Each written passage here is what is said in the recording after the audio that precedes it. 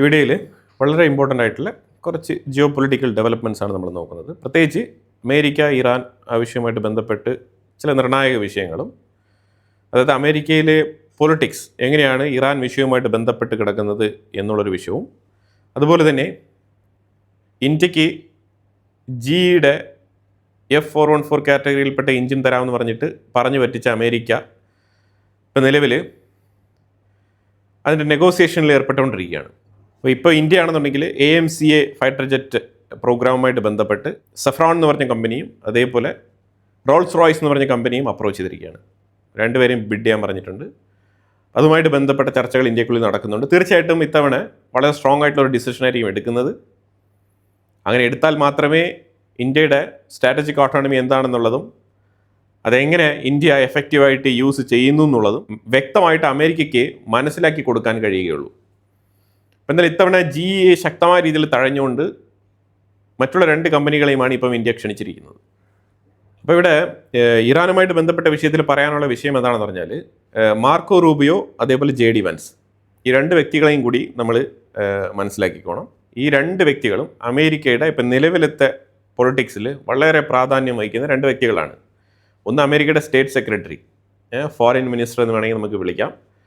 മറ്റൊന്ന് അമേരിക്കയുടെ vice president. സാധാരണ ഈ വൈസ് പ്രസിഡൻറ്റുമാർ വലിയ രീതിയിൽ ആക്റ്റീവായിട്ട് പ്രവർത്തിക്കാറില്ല. പക്ഷേ ഇത്തവണ JD വാൻസ് വളരെ ആക്റ്റീവായിട്ട് പ്രവർത്തിക്കുന്നുണ്ട്. അതിന് പ്രധാനപ്പെട്ട കാരണം JD വാൻസിന് റിപ്പബ്ലിക്കൻ പാർട്ടിക്കുള്ളിലുള്ള ആ ഒരു പ്രാധാന്യം. കാരണം 2 വ്യക്തികളെ അമേരിക്ക ഉയർത്തിക്കൊണ്ടുവരുന്നുണ്ട്. കാരണം ഇത്തവണ ട്രംപിൻ്റെ 2ാം ഊഴമാണ്.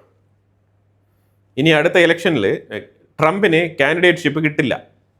അപ്പോൾ റിപ്പബ്ലിക്കൻ പാർട്ടിയുടെ സ്ഥാനാർത്ഥിയായിട്ട് വരാൻ സാധ്യതയുള്ള മറ്റൊരു കാൻഡിഡേറ്റ് ആരാണെന്ന് പറഞ്ഞു കഴിഞ്ഞാൽ അത് JD വാൻസ് ആണ്.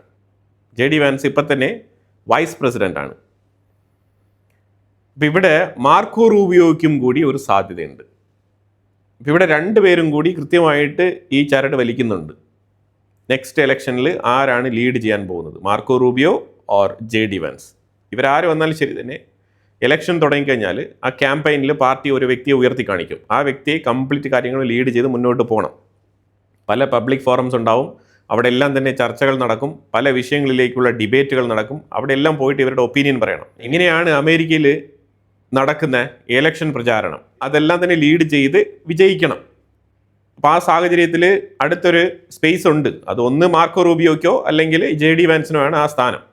അപ്പോൾ ഇവിടെ ഏറ്റവും കൂടുതൽ പെർഫോമൻസ് കാഴ്ചവെക്കുന്നത് ആരാണെന്നുള്ളതാണ് ഇപ്പോൾ നിലവിലെ വിലയിരുത്തൽ. അപ്പോൾ അങ്ങനത്തെ സാഹചര്യത്തിൽ ട്രംപ് ഈ ഇറാനുമായിട്ട് ബന്ധപ്പെട്ട ഈ ഡീലിൻ്റെ ദൗത്യം JD വാൻസിനെ ഏൽപ്പിച്ച സമയത്ത് ട്രംപ് തമാശ രൂപേണ പറഞ്ഞിരുന്നു, ഈ ദൗത്യം നീ സക്സസ്ഫുൾ ആയിട്ട് നിറവേറ്റുന്നുവെങ്കിൽ it's okay, I will appreciate. അതേസമയം ഇറാൻ അമേരിക്ക വിഷയത്തിൽ JD വാൻസ് പരാജയപ്പെടുന്നുവെങ്കിൽ ആ പരാജയം നിന്റെ മാത്രമായിരിക്കും എന്ന് ട്രംപ് അന്ന് പറഞ്ഞിട്ടുണ്ടായിരുന്നു. അത് തമാശ രൂപേണ പറഞ്ഞതാണ്. പക്ഷേ JD വാൻസ് അതിനെ വളരെ സീരിയസ് ആയിട്ട് എടുത്തിട്ടുണ്ട് താനും. അത് കഴിഞ്ഞിട്ടാണ് JD വാൻസ് പാകിസ്ഥാനെ ചാക്കിട്ടെടുത്ത് പല രീതിയിലുള്ള കാലുപിടുത്തങ്ങളും പല അഡ്ജസ്റ്റ്മെൻറ്റുകളും വിട്ടുവീഴ്ചകളും ഇതെല്ലാം നടത്തി ഇറാനെ പതിയെ പതിയെ ടേബിളിലേക്ക് കൊണ്ടുവന്ന് ഇരുത്തി ഈ MOU വരെ എത്തിച്ചത്. പക്ഷേ ഇവിടെ മാർക്കോ റൂബിയോ സൈലൻ്റ് ആയിരുന്നു. മാർക്കോ റൂബിയോ, പീറ്റർ ഹെക്സത്ത്, അതേപോലെ ഇൻ്റലിജൻസ് ചീഫ് ജോൺ റെക്ലിഫ്, ഇവരെല്ലാം തന്നെ ഒരു ടീമാണ്. JD വാൻസ്, സ്റ്റീവ് വിറ്റ്കോഫ്, അതുപോലെ ട്രംപിൻ്റെ മരുമകനായിട്ടുള്ള ജറാദ് കുഷ്ണർ, ഇവരൊക്കെ ഒരു ടീമാണ്. നേരെ മറിച്ച് മാർക്കോ റൂബിയോ നയിക്കുന്ന ആ ടീമുകൾക്ക് മിഡിൽ ഈസ്റ്റുമായിട്ട് പറയത്തക്ക രീതിയിൽ ഇൻവെസ്റ്റ്മെൻറ്റുകളോ അല്ലെങ്കിൽ ഇവിടെ പണം സമ്പാദിക്കുന്ന റിയൽ എസ്റ്റേറ്റ് ഡീലിങ്സോ അല്ലെങ്കിൽ അവരുടെ പ്രോപ്പർട്ടി ബിസിനസ്സോ ഇതൊന്നും തന്നെ ഇല്ല. നേരെ മറിച്ച് മറ്റേ ആൾക്കാരുണ്ടല്ലോ, JD വാൻസിനോടൊപ്പം നിൽക്കുന്ന സ്റ്റീവ് വിറ്റ്കോഫ്, അതുപോലെ തന്നെ ഈ ജറാദ് കുഷ്ണർ, ഇവർ 2 പേരും തന്നെ റിയൽ എസ്റ്റേറ്റ് ബിസിനസ്സുമായിട്ടും അതേപോലെ ട്രംപിൻ്റെ കംപ്ലീറ്റ് ബിസിനസ്സുകളും ബിനാമി ബിസിനസ്സുകൾ കംപ്ലീറ്റ് ഹാൻഡിൽ ചെയ്യുന്നത് ഈ ജറാദ് കുഷ്ണറാണ്, മരുമകനാണ്. അപ്പോൾ ഇവർക്ക് അഫിനിറ്റി എന്ന് പറഞ്ഞിട്ടുള്ള ഒരു കമ്പനിയുണ്ട്. ആ കമ്പനിയിൽ നിരന്തരം മിഡിൽ ഈസ്റ്റിൽ നിന്നും ഇൻവെസ്റ്റ്മെൻറ്റുകൾ ഇവർ വാങ്ങിച്ചു കൂട്ടുന്നുണ്ട്. റിയൽ എസ്റ്റേറ്റ് മാതൃകയിൽ ഇവർ ബിസിനസ്സുകൾ നടത്തുകയാണ് മിഡിൽ ഈസ്റ്റ് മേഖലയിൽ. അവിടെയൊക്കെ ടൂറിസം, ഹോസ്പിറ്റാലിറ്റി, ഇതൊക്കെ തന്നെയാണ് ഇവരുടെ മേഖലകൾ. ഫൈനാൻഷ്യൽ ഇൻട്രസ്റ്റാണ് ഇവർക്കുള്ളത്, സാമ്പത്തികമാണ് ഇവരുടെ ലക്ഷ്യം. ഇവിടെ ജെന്യൂനായിട്ട് കാര്യങ്ങൾ മുന്നോട്ട് നീക്കുന്നത് മാർക്കോ റൂബിയോ എന്ന ടീമാണ്. അവർക്ക് ഇറാനെ പണ്ടത്തെ അമേരിക്ക പോലെ കൃത്യമായിട്ടുള്ള വാണിംഗ് കൊടുക്കും, മുന്നറിയിപ്പുകൾ കൊടുക്കും, വീണ്ടും വീണ്ടും കൊടുക്കും. കേട്ടില്ല എന്നുണ്ടെങ്കിൽ ആക്രമണം നടത്തും. ആക്രമണം നടത്തി കഴിഞ്ഞാൽ അങ്ങ് അറ്റം വരെ നടത്തും. അതായിരുന്നു പണ്ട് ആ ഒരു ശൈലി. ആ ശൈലിയിൽ നിന്ന് മാറിക്കൊണ്ട് ട്രംപിനെ നാണം കെട്ട രീതിയിൽ ഈ ഇറാൻ യുദ്ധം അവസാനിപ്പിക്കേണ്ട ഗതികേടിലേക്ക് തള്ളിവിട്ടത് JD വാൻസ് ആണ്. ഇസ്രായേലിനെ പോലും മൈൻഡ് ചെയ്യാതെ. പക്ഷേ ഇത്തവണ മാർക്കോ റൂബിയോ മിഡിൽ ഈസ്റ്റിലേക്ക് സന്ദർശനം നടത്തിയ സമയത്ത് മിഡിൽ ഈസ്റ്റ് രാജ്യങ്ങളുടെ അഭിപ്രായങ്ങളൊക്കെ കൃത്യമായിട്ട് തേടുകയും അതിൽ എന്താണ് മിഡിൽ ഈസ്റ്റ് രാജ്യങ്ങൾക്ക് പറയാനുള്ളത് എന്നുള്ളത് കൃത്യമായിട്ട് ചോദിച്ച് മനസ്സിലാക്കി ആ രീതിക്കാണ് കാര്യങ്ങൾ തീരുമാനിച്ചത്. ഇതാ ഇപ്പോൾ വീണ്ടും സീസ് ഫയർ ഡീൽ എന്ന് പറഞ്ഞ ആ MOU പൊളിഞ്ഞു പാളിസായി. ഇതാ ഇറാൻ വീണ്ടും അമേരിക്കൻ നിലകൾക്ക് മേലുള്ള ആക്രമണം നടത്താൻ തയ്യാറെടുത്തിരിക്കുകയാണ് എന്നുള്ളൊരു അറിയിപ്പാണ് വന്നുകൊണ്ടിരിക്കുന്നത്. മിഡിൽ ഈസ്റ്റ് രാജ്യങ്ങളൊക്കെ തയ്യാറെടുത്തിരിക്കുകയാണ്. ഏത് മിഡിൽ ഈസ്റ്റ് രാജ്യങ്ങളുടെ അമേരിക്കൻ ബേസ് ആണ് ഇറാൻ ഇനി ടാർഗറ്റ് ചെയ്യാൻ പോകുന്നത് എന്നുള്ള ഇറാന്റെ ആക്രമണം പ്രതീക്ഷിച്ചിരിക്കുകയാണ്. ഇതാണ് നിലവിലെ സാഹചര്യം. അതേസമയം ഇസ്രായേലിന് അനുകൂലമായിട്ടുള്ള തീരുമാനത്തിലേക്ക് ലെബനൻ വിഷയത്തെ മാറ്റിമറിച്ചിരിക്കുകയാണ് മാർക്കോ റൂബിയോ. ഒന്നുകൊണ്ടും പേടിക്കേണ്ട, ഇറാൻ ലെബനാൻ വിഷയത്തിൽ ഇടപെടരുത്. ആ വിഷയത്തിൽ ശക്തമായിട്ടുള്ള തീരുമാനമാണ് മാർക്കോ റൂബിയോ എടുത്തിരിക്കുന്നത്. JD വാൻസിനെ പോലെ അഴകുഴമ്പൻ നയമല്ല മാർക്കോ റൂബിയോയുടേത്. മാർക്കോ റൂബിയോ വളരെ വ്യക്തമായിട്ട് തന്നെ ഇസ്രായേലിൻ്റെ ഡോമിനേഷൻ ലെബനനിൽ ഉറപ്പിച്ചുകൊണ്ടുള്ള ഡീലാണ് സൈൻ ചെയ്തിരിക്കുന്നത്. നാഷണൽ ഇൻവെസ്റ്റിഗേഷൻ ഏജൻസി NIA ഒരു 11 പേർക്കെതിരെ ചാർജ് ഷീറ്റ് സബ്മിറ്റ് ചെയ്തിരിക്കുകയാണ്. പാകിസ്ഥാൻ, ബംഗ്ലാദേശ് തീവ്രവാദ സംഘടനകളുമായിട്ട് ഈ 11 പേർക്കും ബന്ധമുണ്ട് എന്നുള്ള കണ്ടെത്തലാണ് NIA കണ്ടെത്തിയിരിക്കുന്നത്. അതിനെ തുടർന്നാണ് ഇവർക്ക് മേലിൽ കേസ് ഫയൽ ചെയ്ത് ഇപ്പോൾ ചാർജ് ഷീറ്റ് പ്രൊഡ്യൂസ് ചെയ്യുന്നത്. ബംഗ്ലാദേശിലുള്ള ഒരു തീവ്രവാദിയായിട്ടുള്ള ഇമാം മുഹമ്മദാർ ഖലീഫ എന്ന് പറഞ്ഞ വ്യക്തിയുമായിട്ടാണ് ഇവർക്ക് ബന്ധമുള്ളത്. ഇനി ഈ ഖലീഫ ആരാണ്? ബംഗ്ലാദേശിലെ ജമാഅത്ത് അൽ മുജാഹിദീൻ എന്ന് പറഞ്ഞ സംഘടനയുമായിട്ട് ബന്ധമുള്ള വ്യക്തിയാണ് ഈ ഇമാം മുഹമ്മദൂർ ഖലീഫ. ആ വ്യക്തിയുമായിട്ട് 11 പേർക്ക് ഇന്ത്യയിൽ ബന്ധമുണ്ടായിരുന്നു. ആ 11 പേരെയും പൊക്കിയെടുത്തിപ്പം ഡീറ്റെയിൻ ചെയ്യാൻ പോവാണ്. ഹൈദരാബാദിൽ അവിടെ വെച്ചിട്ടാണ് അമേരിക്കൻ പ്രസിഡന്റ് ഇന്ത്യ സന്ദർശിക്കുന്ന സമയത്ത് ഫ്രീഡം 250 എന്ന് പറഞ്ഞ അമേരിക്കയുടെ ആ ഒരു പ്രോഗ്രാം നടപ്പിലാക്കാൻ വേണ്ടി തീരുമാനിച്ചിരിക്കുന്നത്. ഹൈദരാബാദിൽ US എംബസി സ്ഥിതി ചെയ്യുന്ന ആ ഒരു സ്ട്രീറ്റ് ഉണ്ടല്ലോ, ആ തെരുവിന് ഡൊണാൾഡ് ട്രംപിൻ്റെ അവന്യൂ എന്നുള്ള പേര് നൽകിയിരിക്കുകയാണ്. അതായത് ട്രംപിൻ്റെ പേരിൽ ഇനി അറിയപ്പെടും ആ സ്ട്രീറ്റ്. ഡൊണാൾഡ് ട്രംപ് അവന്യൂ എന്നാണ് അറിയപ്പെടുക. അത് ട്രംപ് അറിഞ്ഞിട്ടുണ്ട് കേട്ടോ. ട്രംപ് ഉടനെ ഇതുമായിട്ട് ബന്ധപ്പെട്ട് താങ്ക്ഫുൾ നോട്ടോട് കൂടിയുള്ള ഒരു truth social media post publish ചെയ്തിട്ടുണ്ട്. ഞാൻ ഓർക്കുന്നത് ഇവിടെ നമുക്ക് എഞ്ചിൻ പോലും തരുന്നില്ല, ഫൈറ്റർ ജെറ്റിൻ്റെ എഞ്ചിൻ പോലും ഇവിടെ തരുന്നില്ല. ആ സാഹചര്യത്തിലാണ് ഇന്ത്യക്കുള്ളിലുള്ള തെരുവുകൾക്ക് പോലും ഡൊണാൾഡ് ട്രംപിൻ്റെ പേരിടുന്നത്. എനിവേ, ഇന്ത്യ കൃത്യമായിട്ടുള്ള റൂട്ടിലാണ് പോകുന്നത് മനസ്സിലാക്കാൻ പറ്റുന്നുണ്ട്. കാരണം ട്രംപിനെ ട്രീറ്റ് ചെയ്യേണ്ടത് ഇങ്ങനെയാണ്. ട്രംപ് ഇങ്ങനത്തെ ചെറിയ ചെറിയ വിഷയങ്ങളിൽ സന്തോഷിക്കുന്ന വ്യക്തിയാണ്. പാകിസ്ഥാൻ ഇങ്ങനെയാണ് ട്രംപിനെ സോപ്പിടുന്നത്. അപ്പോൾ അതേ രീതിക്ക് ഇന്ത്യ നീങ്ങുന്നു എന്നുള്ളൊരു ഡൗട്ട് ഈ ഒരു വിഷയം കേട്ടപ്പോഴത്തേക്കും അങ്ങനെയാണ് തോന്നുന്നത്. എനിവേ, ജോക്സ് അപ്പാർട്ട്, ട്രംപിൻ്റെ പേര് ഇന്ത്യക്കുള്ളിൽ ഒരു സ്ട്രീറ്റിന് നൽകിയിട്ടുണ്ട്. ട്രംപ് അവിടെ വരും. ആ സ്ട്രീറ്റ് ശരിക്കും ഫ്രീഡം 250 എന്ന് പറഞ്ഞ ആ പ്രോഗ്രാമിന് വേദിയാകുമെന്നാണ് പറയപ്പെടുന്നത്. മാർക്കോ റൂബിയോ മിഡിൽ ഈസ്റ്റ് രാജ്യങ്ങൾ മൊത്തത്തിൽ സന്ദർശനം നടത്തിയതിനെ തുടർന്ന് അറബ് ലീഗ് രാജ്യങ്ങൾ ഈ അറബ് ലീഗിൽ ഇറാനും അതുപോലെ തന്നെ തുർക്കിയും ഇതിൻ്റെ ഭാഗമല്ല കേട്ടോ. കാരണം അവർ രണ്ടും അറബ്സ് അല്ല. തുർക്കിഷ് ലാംഗ്വേജ് ആണ് അവർ സംസാരിക്കുന്നത്. അപ്പോൾ അതുകൊണ്ട് അവർ രണ്ടും അറബ് ലീഗിൽ പെടില്ല. അപ്പോൾ ഈ അറബ് ലീഗ് ഇറാനെതിരെ പ്രസ്താവന പുറപ്പെടുവിച്ചിട്ടുണ്ട്. അതായത് ആണവായുധം പാടില്ല, ന്യൂക്ലിയർ എൻറിച്ച്മെൻറ്റുമായിട്ട് ബന്ധപ്പെട്ട വിഷയത്തിലാണ് കൺടെംപ്റ്റ് രേഖപ്പെടുത്തിയിരിക്കുന്നത്. മാർക്കോ റൂബിയോ മിഡിൽ ഈസ്റ്റ് രാജ്യങ്ങൾ സന്ദർശിച്ചതിന് ശേഷം മിഡിൽ ഈസ്റ്റ് രാജ്യങ്ങളിൽ ഉണ്ടായ മാറ്റമാണിത്. അതിനെ തുടർന്നാണ് ഈ പ്രസ്താവന പുറത്തു വന്നിരിക്കുന്നത്. അതിനെതിരെ ഇറാൻ പ്രതികരിച്ചിട്ടുണ്ട്. അതായത് വീണ്ടും നിങ്ങൾ അമേരിക്കയും അറബ് രാജ്യങ്ങളും കൂടി ഒരുമിച്ച് ചേർന്നുകൊണ്ട് ഇറാനെതിരെ എടുത്തിരിക്കുന്ന ഈ നിലപാടിനെ ശക്തമായ രീതിയിൽ ഇറാൻ എതിർക്കുന്നതായിട്ട് അവരും പറഞ്ഞിട്ടുണ്ട്. US ഗൾഫ് കോർപ്പറേഷനെ ഞാൻ ശക്തമായ രീതിയിൽ എതിർക്കുന്നു എന്നാണ് ഇറാൻ പറഞ്ഞിരിക്കുന്നത്. വീണ്ടും ഗെയിം ഒന്നേന്ന് തുടങ്ങുകയാണ്.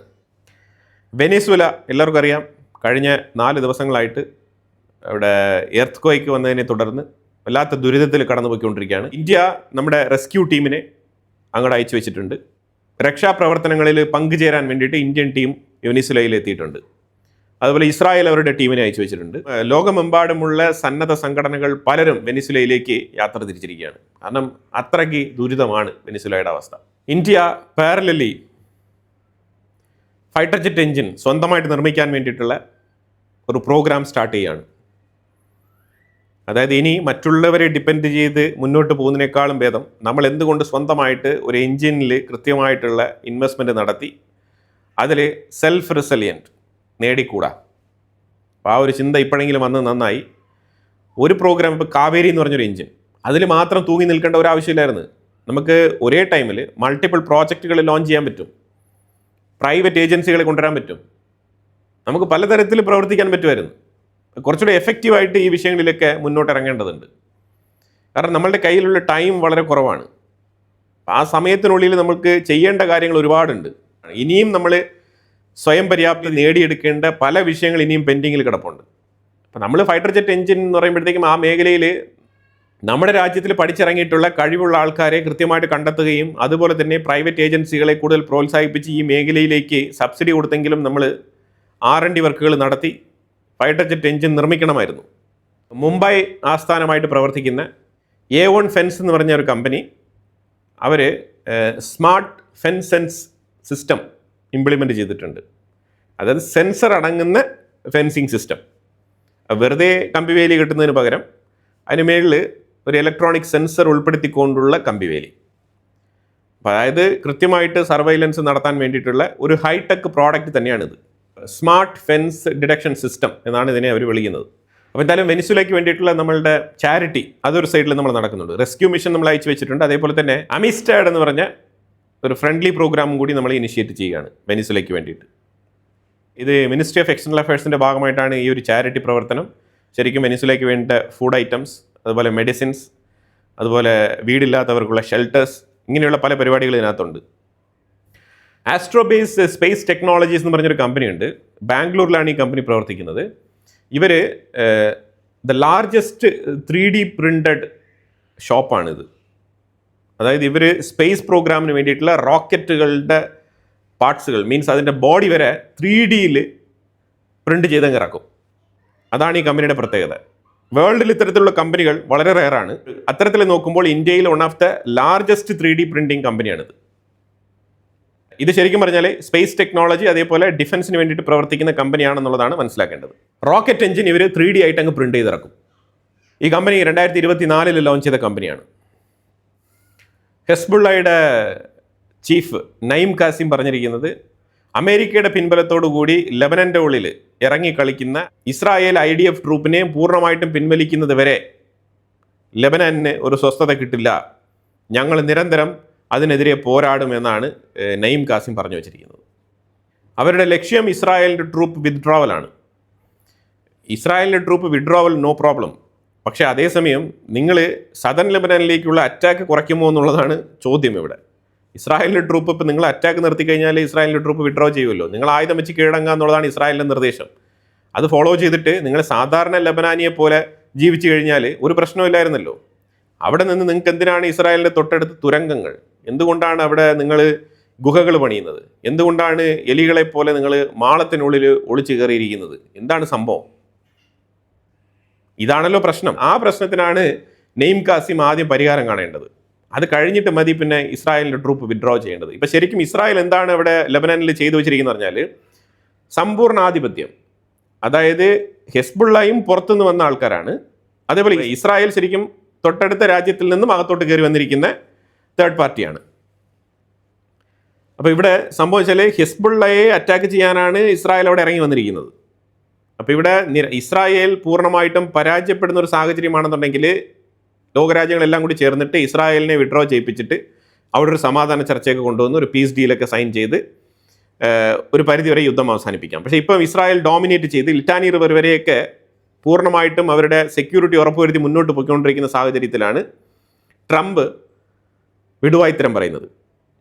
ഞാൻ ലെബനൻ്റെ വിഷയം, ഹെസ്ബുള്ളയുടെ വിഷയം ഞാൻ സിറിയയിലേക്ക് ഏൽപ്പിച്ചേനെ എന്നുള്ള ഡയലോഗൊക്കെ അടിച്ചത്. ഇതൊക്കെ തന്നെ JD Vanceൻ്റെ ഇൻഫ്ലുവൻസിൽ ഇരുന്ന് ട്രംപ് പറഞ്ഞതാണ്, പാകിസ്ഥാൻ്റെ ഇൻഫ്ലുവൻസ്. അപ്പോൾ അങ്ങനത്തെ സാഹചര്യത്തിലാണ് ഇസ്രായേൽ കൃത്യമായിട്ട് ഇറാനും അമേരിക്കയും തമ്മിൽ കരാർ ഒപ്പുവെച്ചിട്ടും ഇസ്രായേൽ വിട്ടുകൊടുത്തില്ല.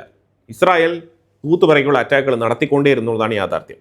നമ്മുടെ വീഡിയോകളിൽ ഉടനീളം നമ്മൾ പറഞ്ഞിട്ടുണ്ട്, ഇസ്രായേലിൽ നിന്ന് അറ്റാക്ക് നടത്തിയിട്ടുണ്ട്, നടത്തിയിട്ടില്ല, ഇന്ന് നടത്തിയിട്ടുണ്ട്. ഇസ്രായേൽ എപ്പോഴൊക്കെ ലെബനൻ്റെ ഉള്ളിൽ അറ്റാക്ക് നടത്തിയിട്ടുണ്ടോ അതെല്ലാം തന്നെ നമ്മൾ റിപ്പോർട്ട് ചെയ്തിട്ടുണ്ട്, ഒന്നും വിടാതെ റിപ്പോർട്ട് ചെയ്തിട്ടുണ്ട്. അതെല്ലാം തന്നെ നമ്മളുടെ മുൻകാല വീഡിയോകളിൽ കാണാൻ കഴിയുന്ന യാഥാർത്ഥ്യങ്ങളാണ്. കണ്ടിട്ടുള്ളവർക്ക് അത് വ്യക്തമായിട്ട് മനസ്സിലാക്കാനും പറ്റും. അപ്പോൾ ആ സാഹചര്യത്തിൽ ഇസ്രായേൽ അവിടെ ഡോമിനേറ്റ് ചെയ്തു. ഇസ്രായേലിൻ്റെ ഡോമിനേഷന് മുന്നിൽ അമേരിക്കക്കെന്നല്ല, ഫ്രാൻസിനെന്നല്ല, ലെബനൻ ഗവൺമെൻറ്റിന് പോലും പിടിച്ചേക്കാൻ പറ്റുന്നില്ല. ഹെസ്ബുള്ളയെ മാറ്റി നിർത്തിക്കൊണ്ടുള്ള ഇസ്രായേലിൻ്റെ ആ ഒരു മൂവ്, അതാണ് ഇവിടെ വിജയം കണ്ടിരിക്കുന്നത്. അത് ശരിക്കും ഇറാനെ ലെബനൻ്റെ ഉള്ളിൽ പരാജയപ്പെടുത്തിക്കൊണ്ട് ഇസ്രായേൽ നടത്തുന്ന യുദ്ധമാണിത്. അപ്പോൾ ഇതിൽ ഇസ്രായേലിന് കൃത്യമായിട്ട് ഡോമിനേഷൻ കിട്ടിയിട്ടുണ്ട്.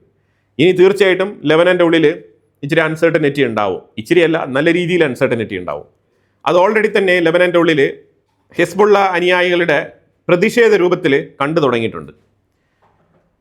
ഇതിനെക്കുറിച്ചുള്ള അഭിപ്രായങ്ങൾ കമന്റ് ബോക്സിൽ രേഖപ്പെടുത്തുക. കൂടുതൽ വാർത്തകളുമായിട്ട് അടുത്ത വീഡിയോയിൽ വരാം. Thank you so much.